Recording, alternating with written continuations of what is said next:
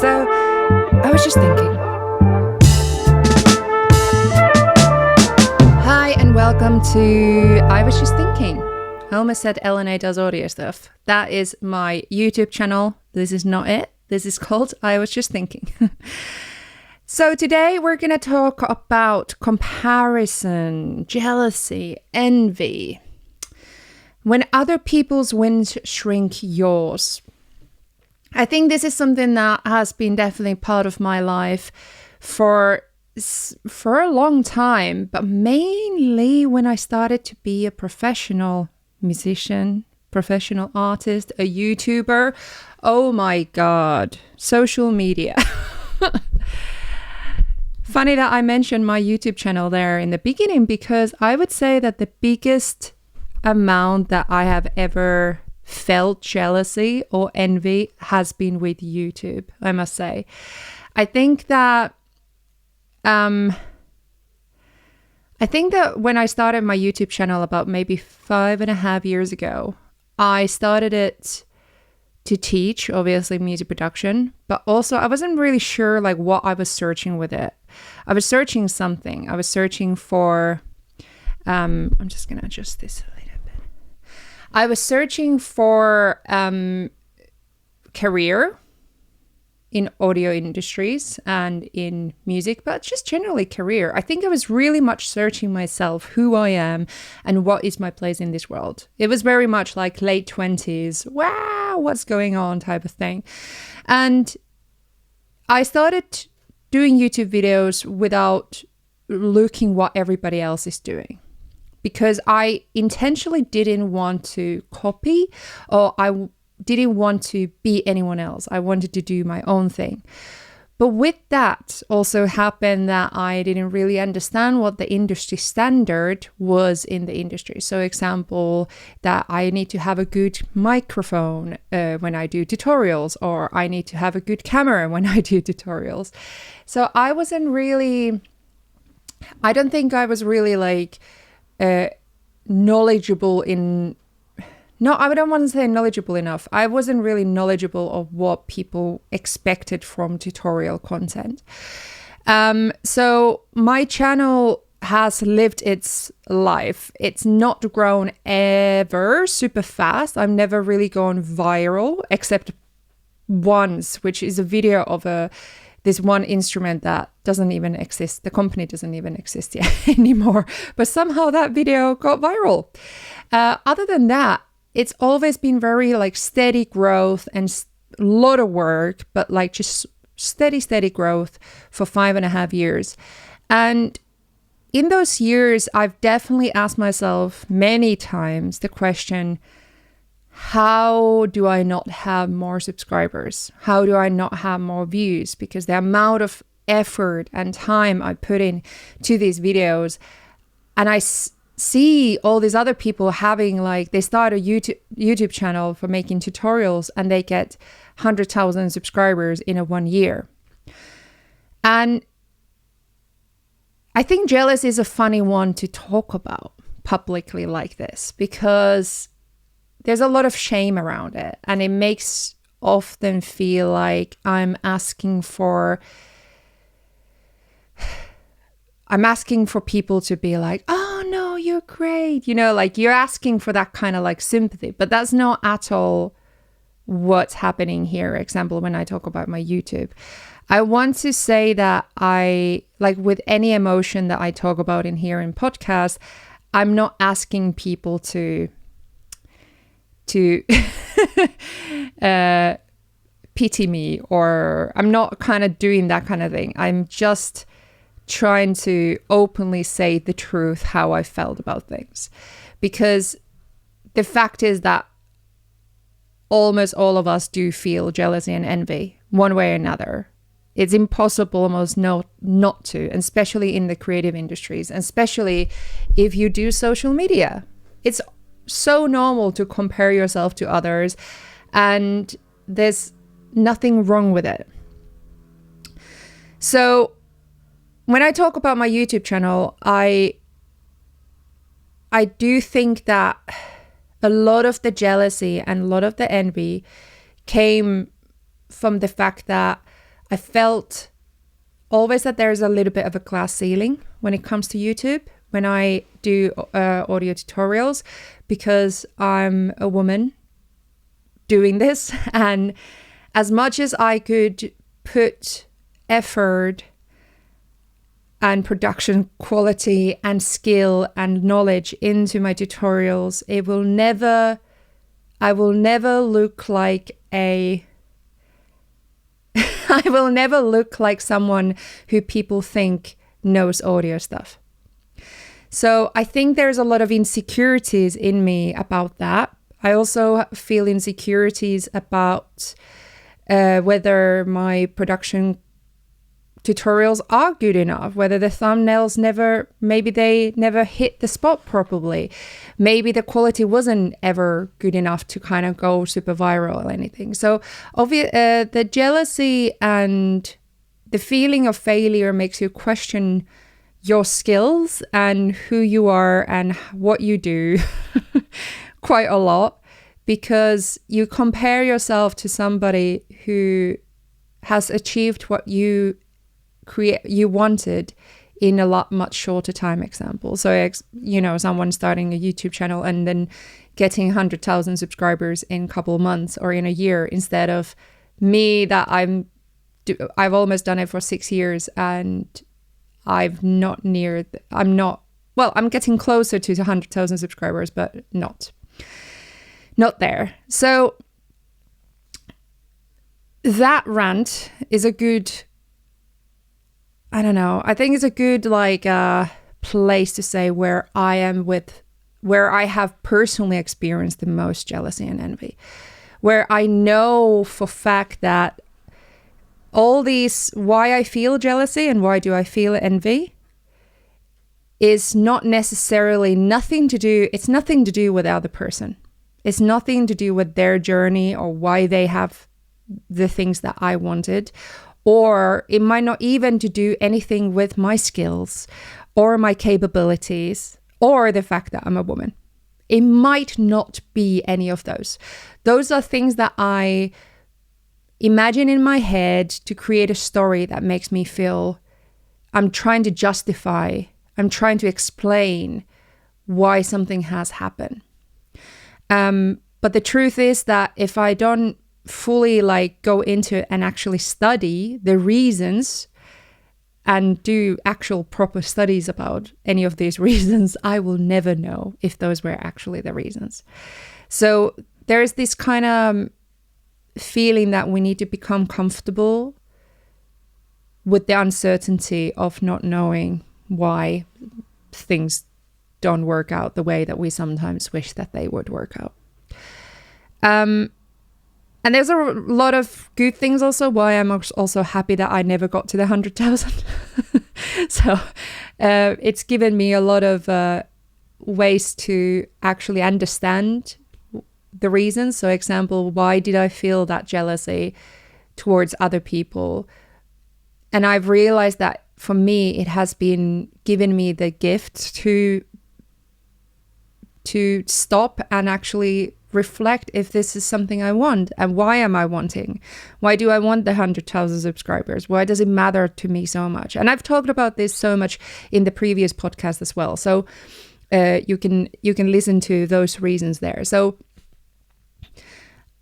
I think when we talk about jealousy and envy, there's a lot of shame around it, but also we see it as extremely negative feeling. But I don't think it's negative feeling, but it's actually we can turn it into a really positive feeling by understanding, firstly, why we feel those things, because it makes us ask the right questions, which can then direct us to go in life towards things that we actually want, that actually are good for us in the end, in the long run, even though something can feel disappointing at first. And also, one of my pointers here, envy can be useful signal. What exactly are you jealous of? That feeling can reveal what you really want and what you really want to pursue. So, for example, for myself, I think being so frustrated about the growth of my YouTube channel made me question a lot, like, as I said, like, why am I doing it? But I found that jealousy became a compass. Like, I understood that growing fast would mean so many things for me. It could mean income. It would mean that I could, in the beginning, I could stop all my other jobs. I used to be a lecturer in a university, and I used to do all kind of jobs. And, the growth, faster growth would have meant faster getting out of those jobs and doing what I love for full time. It would have also meant that, I guess, for me, it would have been validating the feeling that I was doing something right, that I've been, successful, the feeling of success. So I think we can use jealousy as a compass to see what we actually want and what makes us feel good. And as an artist, I think that can be a very beneficial tool, because sometimes when we feel lost in this world and we feel lost in our direction and we don't know where we're going, we can take feelings like jealousy and envy and we can sink into them and make ourselves feel even worse. But what we can also do is to take them and let them guide us to something and give us new directions. But we need to kind of accept that. We need to accept that uncomfortable feeling of that I am feeling that feeling, and try not to feel too shame about it, because I think it's just normal. There's another pointers. Their success is not your failure. Someone else is reaching milestones doesn't mean that you're behind. There's no universal timeline for creativity and success and whatever you're doing. Absolutely. So, for example, now where I am with my YouTube channel, I'm actually extremely happy, because I feel like if I would have grown a lot faster, I don't think I would have gone through the same journey as a person and in my career as I've gone through now. And I think I really needed to go through all these feelings and all these questions to write my book, to do this podcast, to, be where I am right now. And I think I needed to be where I am, if that makes sense. It is unfortunate that sometimes we do need to go through some of the negative feelings and the feeling of failure to find where we're actually supposed to be, or where we feel comfortable for ourselves, to find ourselves. You're not seeing their highlight reel. We compare our behind the scenes to other people's polished outcomes. You don't see the fear, doubt, and mess it took to get there. 100% I believe in this. And do you know what? I find that a lot in my personal life, is that people, because I post a lot in internet, and I have friends and family that obviously follow what I do, and I post about, I done this, I just post these career highlights of my life. And then when I see people that I know, I don't get asked how I am that much anymore. I do now when I've been speaking about this and mentioning this to my friends, but I find that people assume that they know how I am. They assume that they know me and know how everything's going, because if everything looks fine in social media, I must be fine. So kind of experiencing this myself, this thing happening where people assume that they know me through highlights of social media, has made me realize that happens with everybody else. We all feel failure. We all feel jealousy and envy. We all feel need for validation. And again, with validation, I mean the act of being heard and being seen and being accepted. yeah. Do you know what? Let's take a leather. By the way, if you're wondering where I am, I'm in my music studio. I found a cozy corner in here. So today we're not on my sofa. So if you're watching this podcast on YouTube, hi from my studio. If you're listening in Spotify, you have no idea what I'm talking about.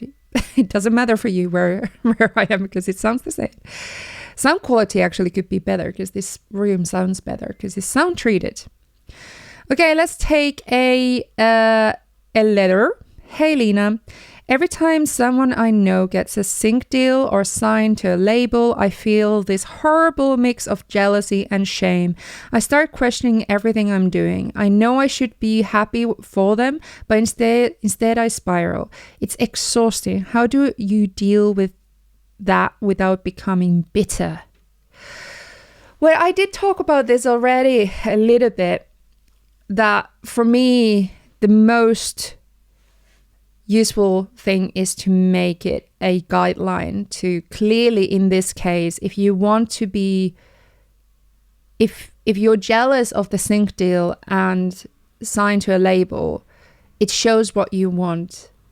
So it's nothing to do with the other person. It's to do with what you and your wants and you and your hopes for yourself. So I think that helps with the becoming bitter part, because you realize that it's not about the other person.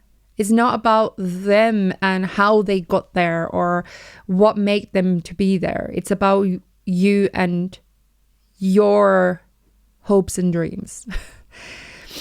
And when you kind of recognize what you want and what you really want to do, then it's easier to realistically ask yourself the question, well, what if you get that? What if you get sync deal and label? What does that mean to your life? So example, sync deal could be that your tracks finally get played in movies and TV series. That's great. Do you have the time for it right now? What if you get more opportunities? How does that look for your life? How about record label? When you get signed to a label, it means a lot of work. It means that, like in reality, what it means is that you need to dedicate a lot of time and a lot of effort and a lot of your money as well to promote yourself, take pictures, to become a brand, to do more and more work towards that goal. Are those the things that you want? Because when you if you use jealousy and envy as your guidelines, that you figure out what you want, you can then be realistic and ask yourself if those things are actually what you want. So example, for a long time, I feel like I was jealous for people getting record label deals. And I was jealous about these big music industry things that people were getting. And then I asked myself those questions. So in realistic world, what does it look like when you have a record label deal? And I realized that I have so many other things in my life that I want to do. So I wouldn't have time or what it takes, like mentally effort way to be there. And also because I'm neurodivergent and I get quite sensory overload, and I like being alone, and I struggle sometimes being too much around people. Being an artist who constantly need to tour and go to gigs and socialize and constantly like push yourself out there, I don't think that's for me. Realistically, that's not something I would enjoy. So why am I jealous of something that I actually wouldn't even want to be part of? But to be able to be in that conclusion of realizing if that's what you want, you need to first understand what kind of person you are. You need to learn what you enjoy in this life and what makes you happy. Secondly, you need to understand what these things even mean. What does it mean to get 100,000 subscribers? What does it mean to get a record label deal? What does it mean realistically in your life, other than you are finally seen and heard for your talent? Because quite often it comes down to the fact that we all just want to feel seen and heard, and we all just want to feel accepted and feel like we're good and we're being recognized for our talents. And the thing is, there's a lot of talented people in this world, and it doesn't mean that you're less talented. You're just you. And it doesn't mean that if you don't get the record label deal, it doesn't mean that you are worse than the person that got the record label deal. It just means that you're different and your lives are different and your wants and needs are different. And I think like when we get into that kind of level, it can be very easy to say this rather than do this. Because like our feelings, and especially when we're growing up and without us really knowing who we are, is really easy to get into these emotions without fully answering every single thing in this depth. Because it takes a lot of time and effort, and also it takes a lot of feeling uncomfortable to look inside of you. And it's something that feeling uncomfortable is something that we obviously don't want to feel, but feeling feelings and looking inside,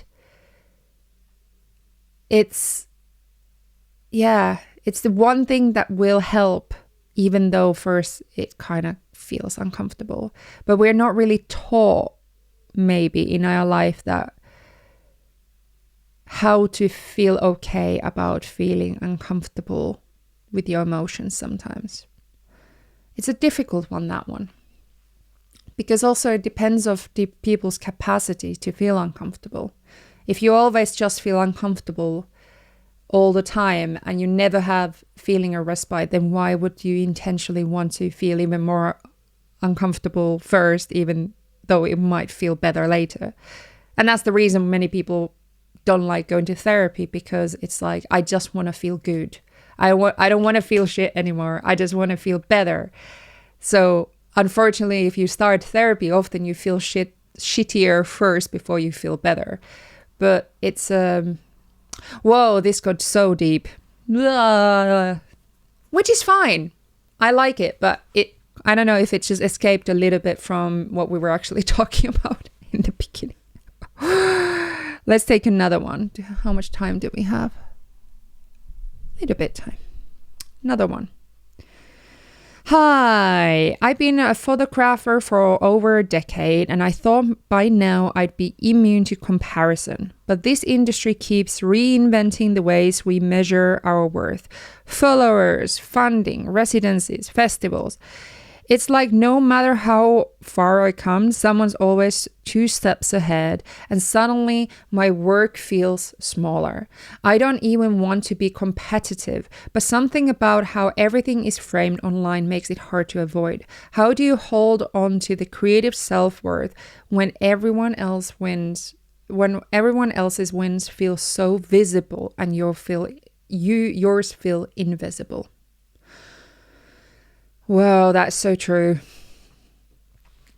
That's so true that everybody's wins are visible because social media, and we keep on scrolling and we keep on seeing everybody else doing so many amazing things. And then we feel stuck in our own world and our own projects. But what would help? Well, one of the pointers is perfect, actually. Focus on what's in your control. Celebrate progress over perfection. Small steps in your own lane are more valuable than spiraling in someone else's. That's it. Firstly, what's in control is to choose who you follow on social media. Choose whose bubble you want to be in, the people around you. If there is people around you that make you feel shit and they make you feel these feelings all the time, block them. Don't watch them. Don't hang around with them. Because you don't need to be around people that make you feel shit. You don't need to follow people that make you feel shit. So I have personally started to follow a lot of people in social media that make me feel really good. So example, they are usually older than me. They are not younger. They're not like some fresh 20-year-old who's just come to the industry that I could feel like, oh, it makes me feel old. It makes me feel like I don't have any opportunities anymore in life. You know, I've started to follow some fitness influencers who are like 70 and they are doing push-ups. And I'm like, that's what I want to aspire to be.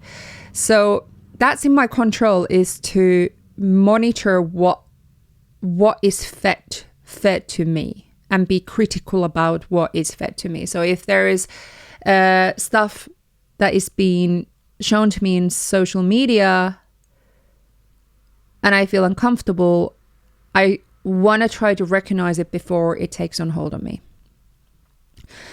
Another thing is that exactly small steps.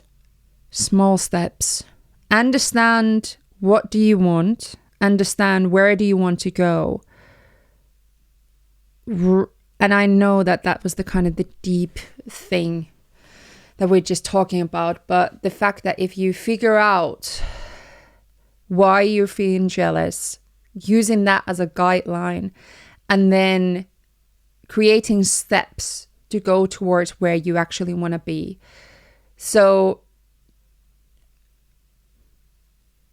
yeah, that lets you to center it around you and your process and not this vague image of things that you're supposed to be. You're supposed to be already at this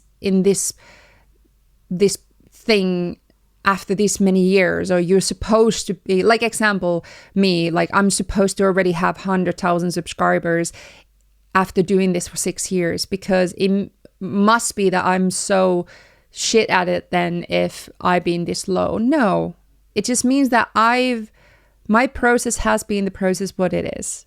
It's just, I've accepted that this is how it's gone. And I've noticed that the things that I felt as a failure is actually giving me a lot of good things as well. It's giving me time. It's giving me place to reflect. It's giving me still income, but a place to not that nothing went too fast. Nothing grew too fast to out of my reach. So it's my steps and my process. And now it's given me a place to just reflect and see like, okay, what do I want next? And I can, I just like steps generally. I like lists. I put my goal and what I want from that goal. I put a timeline in my mind, when, and I just put down the goal, the steps that I need to get to that. Because then I'm thinking about the next step, and I'm not thinking about the vague outcome. I call this workflow theory, and in my book, Creative Confidence and Music Production, I talk a lot about this. I have a whole chapter about workflows and how workflows honestly can help you to overcome exactly this kind of feelings. I have a chapter in there about jealousy and envy as well. It's actually a good chapter. I should read it again. I should have probably read it before this podcast episode, but yeah. Hey, I think that's it for today's episode. This was an interesting one, and I'm not really sure what I was talking today about. I'm feeling quite like tired today, so I was just chatting. I'm in a new location as well, so it's a weird place. I will be back in my sofa soon, hopefully. So.